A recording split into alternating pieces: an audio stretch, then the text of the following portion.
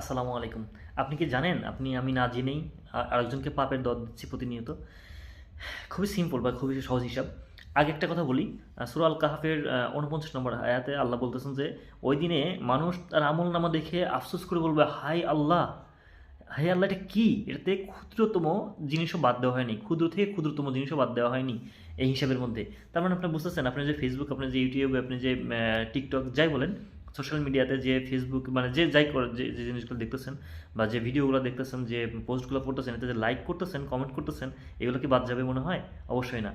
তাহলে এইটা দেখেন আরেকটা ব্যাপার, আপনি যে একটা লাইক করেন একটা পোস্টে, একটা ভিডিওতে, সেটা যদি ভালো হয় তাহলে ভালো, যদি খারাপ হয় তাহলে খারাপ। যদি একটা খারাপ ভিডিওতে আপনি কোনো সময় লাইক করে থাকেন, ফেসবুকের নিয়ম অনুযায়ী আপনার ফ্রেন্ড লিস্টে যারা আছে বা আপনার ফলোয়ার যারা আছে, আপনি যে পোস্টটাতে লাইক করছেন অটোমেটিক্যালি তাদের ওয়ালে চলে যাবে, তারা দেখতে পারবে। মানে কি? আপনি তাদেরকে আহ্বান করলেন, আপনাদেরকে উৎসাহিত করলেন, আপনাদেরকে দাওয়াত দিলেন দেখার জন্য।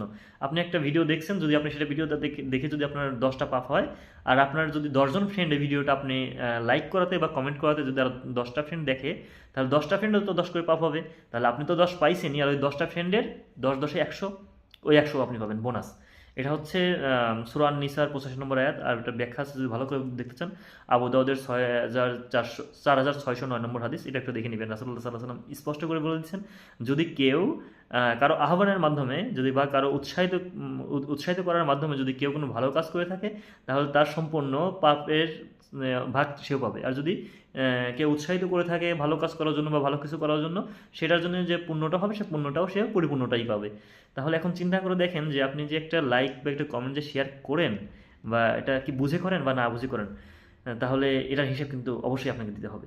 এখন চিন্তা করে করবেন ভাই, ছোট্ট কাজ কিন্তু হিসাব কিন্তু বিরাট। আসসালামু আলাইকুম রহমতুল্লাহ।